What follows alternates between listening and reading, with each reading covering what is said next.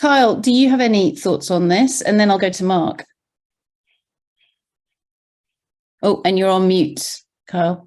And Mark, you don't necessarily need to comment on community agreements. You can comment on anything we've spoken about this afternoon. But Kyle, over to you. Thanks. Well, that was too bad. That was my best statement that didn't get captured.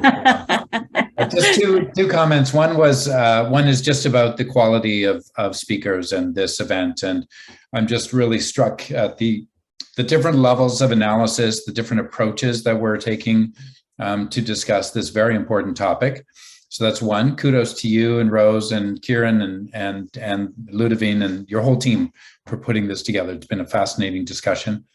And then the other observation is, no matter where we start, our conversations seem to conclude with things like proximity and familiarity as ways of building trust. There really is this sense that as human beings, there's a contagion between us.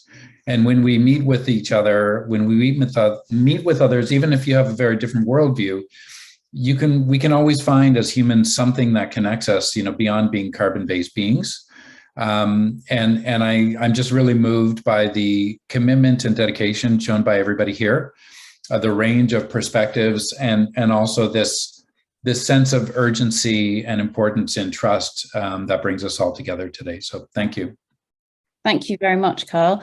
Mark, any final thoughts for us? And then I'm going to quickly do another lap of the room of any final thoughts for everyone to take away or aha moments from today's session. So Mark, let's start with you, and then I'm going to go to Catherine.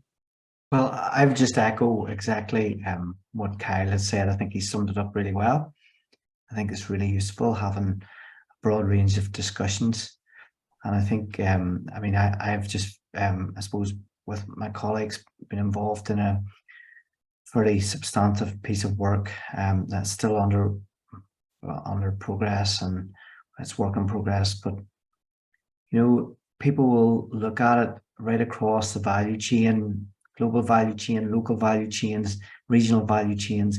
They will look at the questions from different stances, from different points of view. And what struck me was that there are so many different perspectives and multi-stakeholders and individuals concerned, and Ron there kind of highlighted, that some of the individuals are, being criticised often, but their kind of intention is maybe to do good, as it were, where others are maybe criticising because of what they're doing. So I think my observation would be that, there are multiple stances, there are many different views on this, and it's really interesting when you think about trust, because I'll go back to institutions. I know Kyle has presented, a neuroscience kind of individual kind of perspective on that, which complements in many ways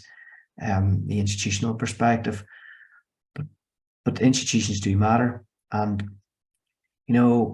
whether we're looking at new technologies or whatever, it's like nobody necessarily wants to highlight the institutions. They all want to highlight the technology, the tools, the frameworks.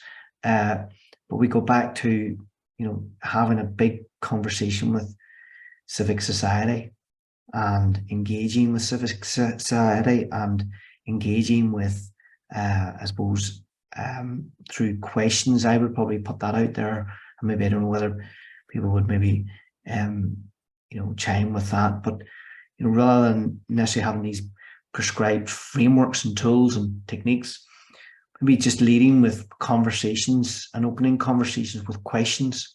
I mean, Catherine mentioned there this kind of colonial approach, etc.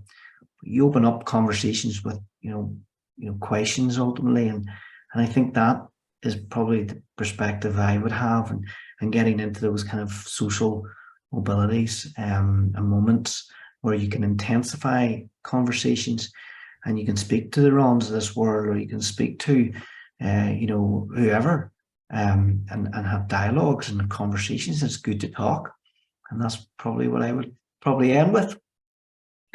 It's good to talk. Fabulous. Thank you very much, Mark. Catherine, what do you reckon? And then we'll go to Ron. I suppose it always comes back to values in one way. definitely for me. And I think it's about freedoms and values, and to be and choose and do what you value. And also understanding that someone else's values might be different to yours, but doesn't mean they're right, doesn't mean they're wrong. But it's that understanding, again, building what Mark just said, of complexity, of, we are the multidimensional nature of humans in our existence, and institutions, and all of the different, the policies, the institutions, the processes, as well as the complexities of the communities and where you fit within that. But I think just wanting to do good or do right isn't enough. I think you need sort of to understand and take a leap of faith that even though someone might not speak or read the same language as you, that doesn't mean they don't know anything. Absolutely. Fantastic. Thank you very much, Catherine. Ron, your final thoughts, and then we'll go to Cecilia. Yeah, I think, those comments are good. I think it's, I fundamentally believe that if mining, or at least I work, if mining companies are going to be successful, they have to understand the values that you're talking about. And really, I think they're better operation in places like we are, and better operation sustainably over the long term. If we can work within those cultures and values and understand our place in that system. And when I say our place, it means the collective group and knowledge of the communities in which we work. We're not always going to agree. There are times we're always going to, I think one of the things that comes up in some of these discussions is there's sometimes a feeling, well, if we just talk more, we'll all agree on something. I think there are times there, frankly, like any other minds or like anything else, there probably always someone who's going to be opposed and feel like it doesn't fit with what they want to do going forward, especially when you balance some of these much broader needs. But I think that's what we struggle with. And I do believe industry is open to that discussion about how to, do better is the wrong word, but maybe be more successful, because in the end, I think the mines themselves, particularly again, if you want to be there, over the long term, will be better off utilizing that experience and local knowledge and understanding where they sit within that culture of where they work and that aspect of it.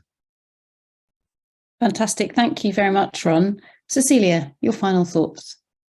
Yes, thank you. And thank you for everyone's insights and perspectives. One is I do agree. 3 quick thoughts. One is we do very much need good examples and communicate, and not just to communicate, but to really engage and show how, show the good examples, what has worked and why, but not let it be just a PR effort, but really a way toward disseminating and sharing in a meaningful way so that it can also be replicated and implemented by others. That's one. Second, and this is from my own experience, both here in the US and in the Philippines, that sometimes with all these discussions, it's like we have forgotten how to agree, how to disagree, okay, and instead just get stuck in our disagreement and not know how to move forward. And we have to figure out what to do when we disagree, and to accept what I think Catherine said earlier. We are all different. We have different value systems, different perspectives. So we have to figure out what are, cliche, what's the common ground, what's the common vision. I do agree with what everyone has said, that this whole conference manifests a lot of good intentions. But good intentions, as again, more cliches about what can happen with good intentions. So they have to be materialized, they have to be concretized in clear, positive action that can be communicated across different stakeholders in a continuous dialogue. And finally, there was a term before that was much often used, which was corporate citizenship, and it's not so much in vogue at all anymore. But I always liked the term in a way. I know it was criticized a lot, but I always liked it in terms of, what does it mean to be a citizen? And, for companies and for governments and for people, I mean, what does it mean to be a citizen of somewhere? Okay, and if you are all that, then if you have the same common goals and you work towards the same respect for each other and for what you all want to what you all aspire to do, that's the goal. So just more thought about what that really means, because that I think integrates, or the whole notion of trust. If we believe we are all citizens together. We are all citizens together. I think that is a fantastic note to finish on. So thank you, Cecilia, for giving me that brilliant gem to finish with.